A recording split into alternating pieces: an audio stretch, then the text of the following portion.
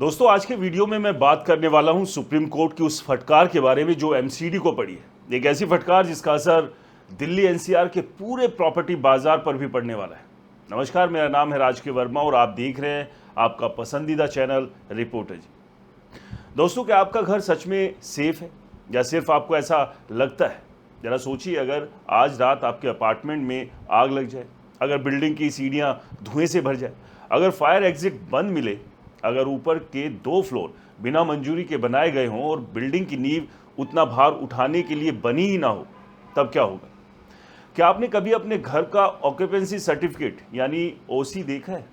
क्या आपने कभी पूछा है कि इस बिल्डिंग का फायर एनओसी लीगल है या नहीं? या आपने सिर्फ ये देखकर घर खरीद लिया कि लोकेशन अच्छी है, बिल्डर बड़ा है और ब्रोकर कह रहा है कि सर सब पेपर क्लियर है? दोस्तों, अगर आपका जवाब नहीं है तो ये वीडियो आपके लिए है, क्योंकि 2026 में हुई 3 दर्दनाक घटनाओं ने पूरे सिस्टम की पोल खोल दी।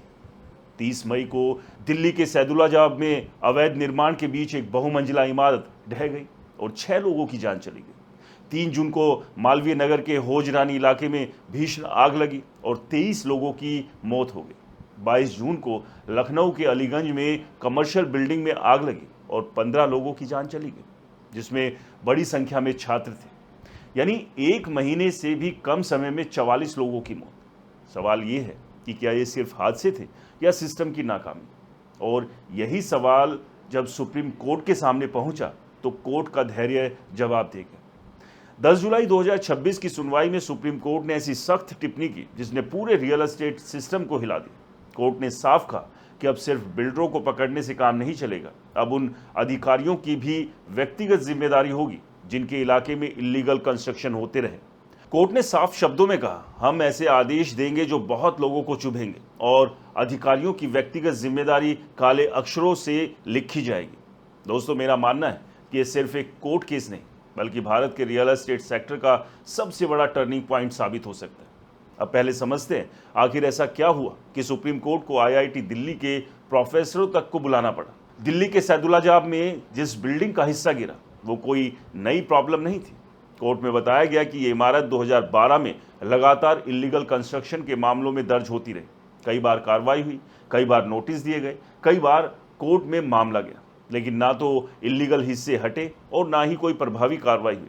यानी सिस्टम देखता रहा और इमारत लोगों के सिर पर मौत बनकर खड़ी रही। फिर 3 जून को होजरानी में आग लगी। सबसे चौंकाने वाली बात यह थी कि इससे कुछ ही दिन पहले 20 मई को सुप्रीम कोर्ट ने इसी इलाके में इल्लीगल कंस्ट्रक्शन हटाने और सील करने के ऑर्डर दिए थे, लेकिन जमीन पर कुछ नहीं हुआ और नतीजा सबके सामने था, 23 लोगों की मौत। जी हाँ, 23 लोगों की। फिर लखनऊ के अलीगंज में 3 मंजिला कमर्शियल बिल्डिंग में आग लगी और 15 लोगों की जान चली गई। कोर्ट ने माना कि चाहे घटना दिल्ली की हो, लखनऊ की, समस्या एक ही है, इल्लीगल कंस्ट्रक्शन, फायर सेफ्टी की अनदेखी और प्रशासन की लापरवाही।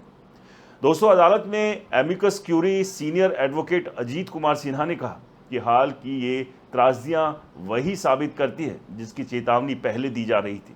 इसके बाद सुप्रीम कोर्ट ने एमसीडी, जीएमडीए और दूसरी एजेंसियों को कड़ी फटकार लगाई। कोर्ट ने कहा कि सिर्फ नोटिस जारी करना और कागजों में कार्रवाई दिखाना सेफ सेविंग एक्सरसाइज है, असली कार्रवाई जमीन पर दिखाई देनी चाहिए। सबसे बड़ी बात यह रही कि कोर्ट ने पहली बार अधिकारियों की व्यक्तिगत जिम्मेदारी तय करने की चेतावनी दी। यानी अब अगर किसी इलाके में इल्लीगल कंस्ट्रक्शन होता है और अधिकारी आंखें मूंद लेते हैं तो सिर्फ बिल्डर नहीं, अधिकारी भी जवाबदेह होंगे। दोस्तों, मेरे हिसाब से यही इस पूरे मामले का सबसे बड़ा बदलाव है, क्योंकि अब तक हर हादसे के बाद एक कहानी दोहराई जाती थी। बिल्डर गिरफ्तार, कुछ अधिकारी सस्पेंड, जांच समिति गठित, मीडिया में शोर और फिर मामला धीरे धीरे ठंडा। लेकिन अगर व्यक्तिगत जिम्मेदारी तय होगी तो पूरा सिस्टम बदल सकता है। अब बात करते हैं आईआईटी दिल्ली की।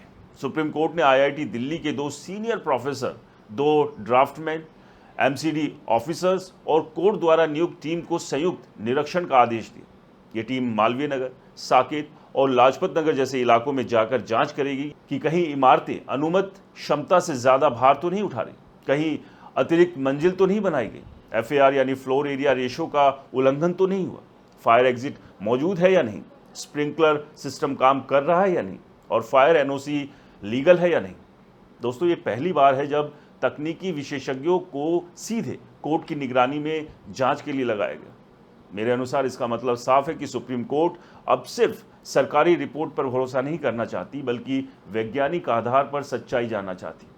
अब बात गुरुग्राम की करते हैं, जहां एक रिपोर्ट ने सबको चौंका दिया। अदालत में बताया गया कि फायर सेफ्टी ऑडिट में लगभग 93% प्रतिष्ठान निर्धारित मानकों पर खरे नहीं उतरे। अगर ये तस्वीर सही है, इसका मतलब बेहद गंभीर है। सोचिए, अगर 100 इमारतों में 93 में किसी ना किसी स्तर पर फायर सेफ्टी की कमी है, तो खतरा कितना बड़ा है। इसका मतलब हो सकता है कि कहीं फायर एग्जिट बंद है, कहीं स्प्रिंकलर्स नहीं, कहीं फायर एनओसी खत्म हो चुकी है, कहीं वायरिंग असुरक्षित है और कहीं भीड़ क्षमता से कहीं ज़्यादा है। इसलिए गुरुग्राम मेट्रोपॉलिटन डेवलपमेंट अथॉरिटी के वाइस चेयरमैन को भी अदालत ने व्यक्तिगत रूप से पेश होने का आदेश दिया। अब सवाल उठता है कि आखिरकार इलीगल कंस्ट्रक्शन होता कैसे। दोस्तों, ये कोई एक नए दिन का खेल नहीं। पहले बिल्डर स्वीकृत नक्शे से ज़्यादा कंस्ट्रक्शन करता है। मान लीजिए 4 मंजिल की अनुमति मिली, लेकिन 6 मंजिल बना दी। फिर स्थानीय स्तर पर नोटिस जारी होते हैं, लेकिन प्रभावी कार्रवाई नहीं होती। कई बार लोग बिना ओसी के ही फ्लैट बेच देते हैं, लोग रहने लगते हैं और सालों तक सब कुछ चलता रहता है।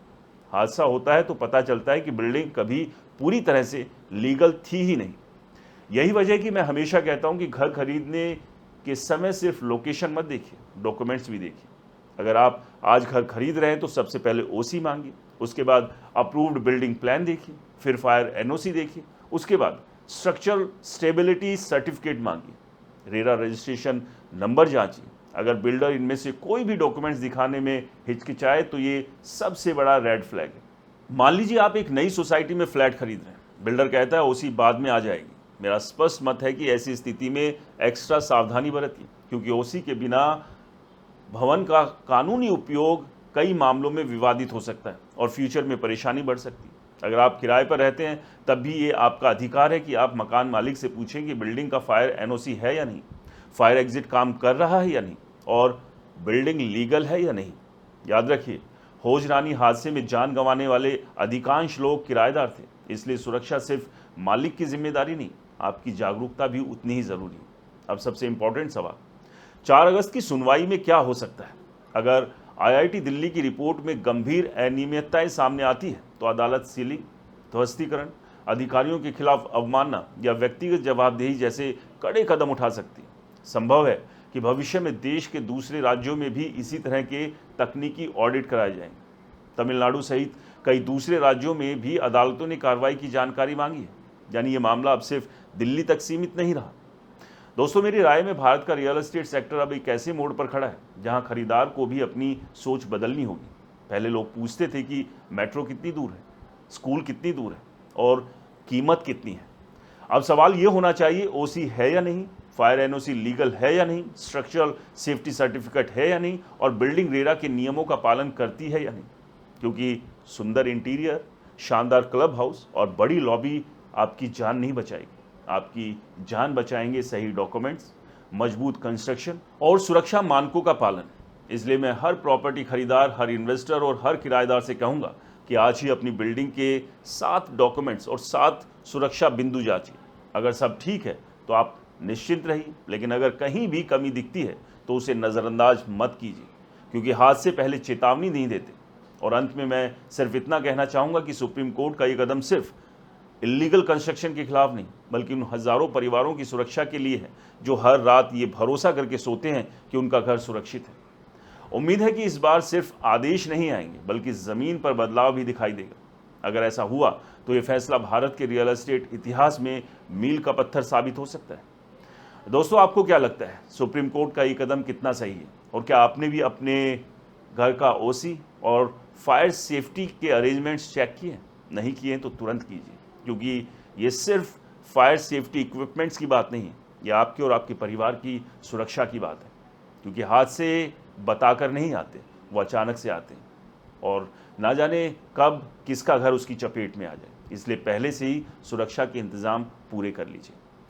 दोस्तों, आपका कोई अनुभव है तो कमेंट बॉक्स में ज़रूर लिखें। वीडियो पसंद आए तो इसे लाइक करें, अपने दोस्तों, परिवार, जानने वालों को शेयर करें, ताकि हर एक व्यक्ति जागरूक हो सके अपने और अपने परिवार की सुरक्षा को लेकर। और आपके अपने चैनल को सब्सक्राइब और फॉलो करना बिल्कुल ना भूलें। मिलते हैं अगले वीडियो में, तब तक के लिए नमस्कार, जय हिंद।